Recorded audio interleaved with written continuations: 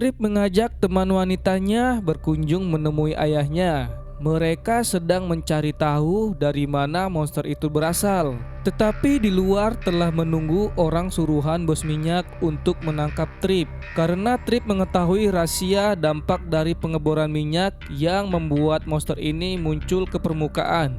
Mereka pun segera melarikan diri dan aksi kejar-kejaran pun terjadi.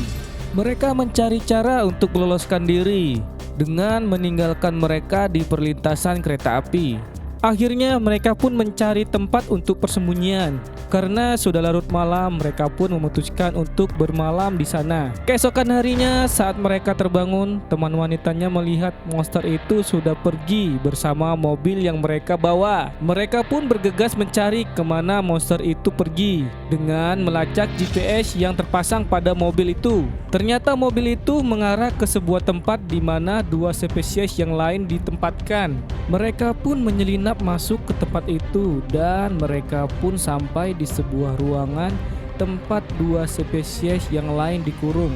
Ternyata monster itu mampu melubangi sebuah tembok dan para petugas keamanan pun memberikan bius untuk menenangkan monster itu. Kemudian Trip dan teman wanitanya pun ikut diamankan dan dibawa untuk menemui bos minyak. Mereka diminta untuk tidak membocorkan rahasia ini kepada siapapun dan mereka pun diminta untuk segera meninggalkan tempat ini. Ternyata ilmuwan yang meneliti dua spesies itu ingin membantu Trip dan teman wanitanya untuk membebaskan para monster ini dan mengembalikan mereka ke tempat asalnya. Mereka pun menyusun rencana untuk pelarian tiga monster itu dengan membuat dua mobil yang lainnya. Keesokan harinya, tiga monster itu pun dibawa dan diletakkan ke atas mobil panjang. Ilmuwan itu pun mengamati dari kejauhan untuk melancarkan rencananya.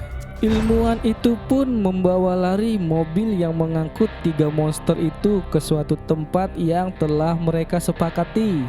Ilmuwan itu segera melepas ketiga monster itu dari kandangnya. Ternyata tiga monster itu adalah satu keluarga. Mereka adalah spesies yang berkembang di bawah permukaan bumi dan memakan minyak. Bagaimanakah cerita kelanjutannya?